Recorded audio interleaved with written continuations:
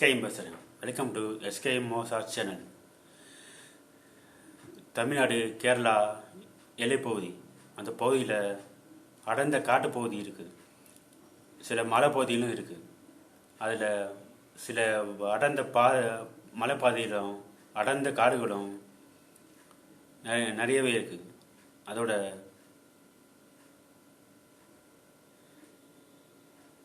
அந்த ரோட்டில் மலை ரோட்டில் அடர்ந்த பனி மூட்டமும் நிறையாவே இருக்குது. அதை விட்டால் சில காட்டு விலங்குகள் அந்த பக்கம் சுற்றி திரியதையும் பார்க்கலாம். அது என்ன விலங்குனா புலிகள், நரி, ஓநாய், யானை, காட்டு நாய், இன்னும் நிறைய விலங்குகள் அங்கே சுற்றுது. இந்த சமயத்தில் அந்த பக்கம் போகிறதே ரொம்ப கஷ்டம்னு சொல்கிறாங்க.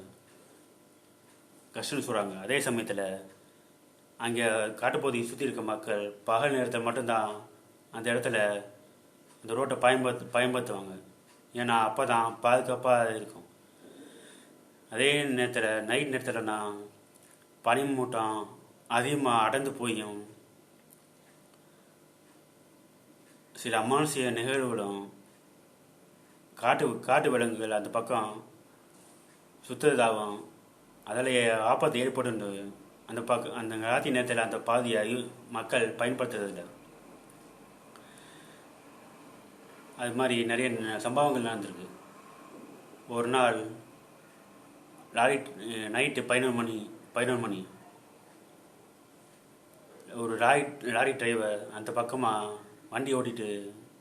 லாரி ஓட்டிட்டு வந்திருக்காரு.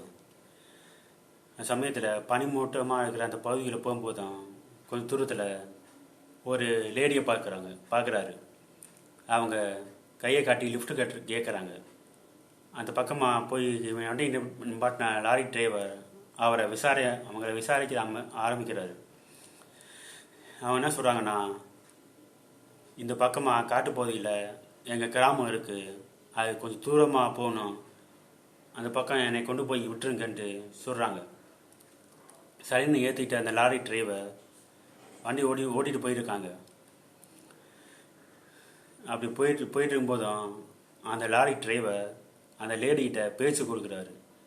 நீங்கள் எப்படி இந்த பக்கம் தனியாக வந்தீங்க, யாரும் துணையும் இல்லாமல் எப்படி தைரியமாக வரீங்க அப்படின்னு கேட்குறாரு.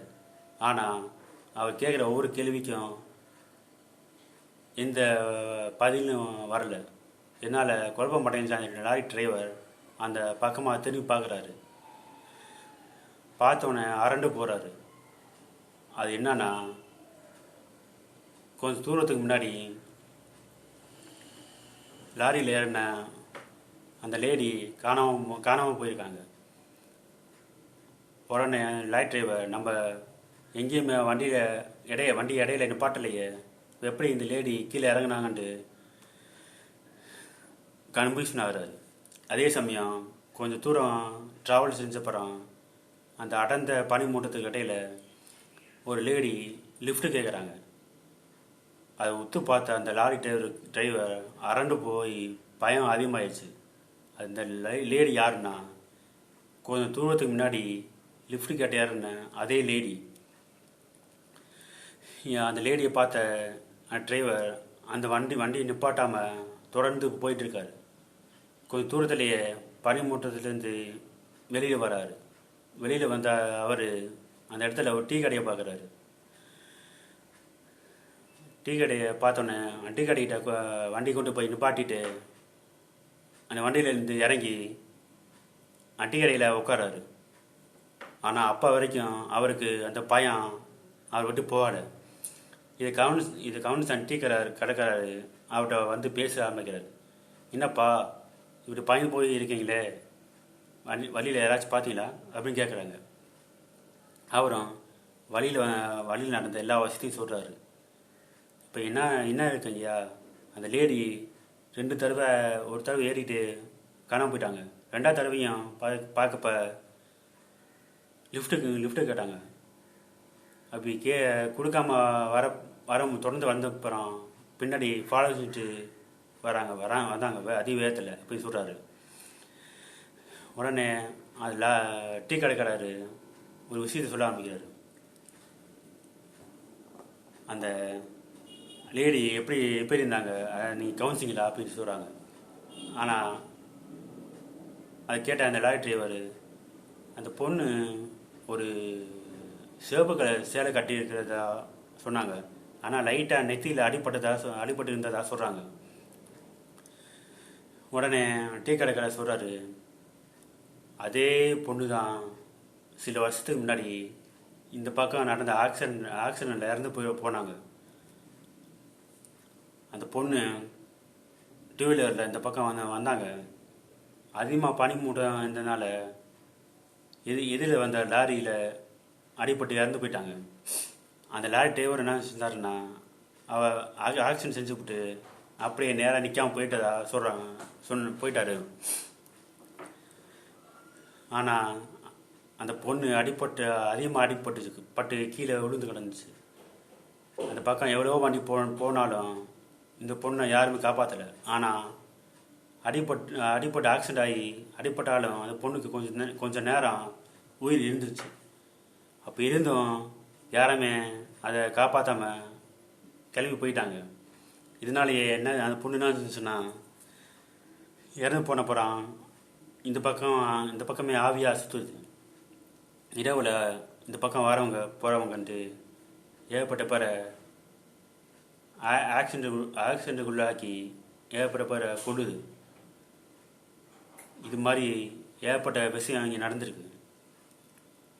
அந்த மாதிரி நிலைமையில தான் நீயும் மாட்டியிருக்க அப்படின்னு சொல்கிறாரு. உடனே இதில் தப்பிச்ச ஒரே ஆள் நீ தான், உனக்கு ஏதோ தெய்வ துணை இருக்குது, இனிமேல் இந்த பக்கம் நீ வராத அப்படின்னு சொல்லி அனுப்பி வைக்கிறாரு.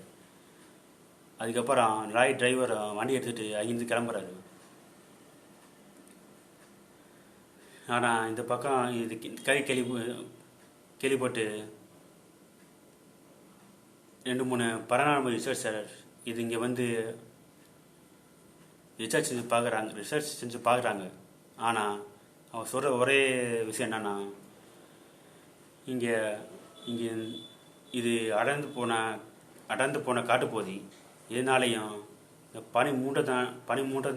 பனிமூட்டமாக இருக்கிறதுனாலையும் காட்டு விலங்குகள் சத்தம் போடுறத கேட்டோம். அதால் ஏற்படுற பயத்தினால இங்கே வரவங்க போகிறவங்களும் இந்த பகுதி மக்களும் சொல்கிற ஒரு கற்பனையான ஒரு கதை தான் இது அப்படின்னு சொல்கிறாங்க. அதாவது இது ஒரு அர்பன் லெஜெண்டுன்னு சொல்கிறாங்க அவங்க. ஆனால் அந்த பகுதியில் இன்னமும் அந்த பேய் கதை தொடர்ந்து வந்துட்டு தான் இருக்குது, பேசப்பட்டு தான் வருது.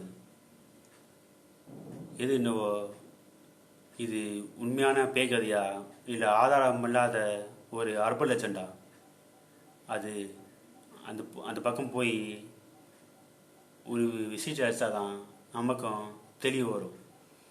அது வரைக்கும் இந்த பேய் கதை தொடர்ந்து வந்துட்டு தான் இருக்கும். ஓகே விவாஸ், இந்த ஸ்டோரி இதோட முடியுது. இந்த ஸ்டோரி உங்களுக்கு பிடிச்சிருந்தா லைக் ஷேர் செய்யுங்க, கமெண்ட் செய்யுங்க, சப்ஸ்கிரைப் செஞ்சுக்கோங்க.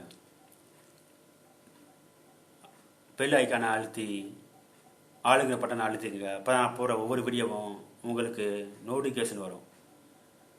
அடுத்த வீடியோவில் உங்களை சந்திக்கிறேன். அது வரையும் விடைபெறுவது நான் SKM.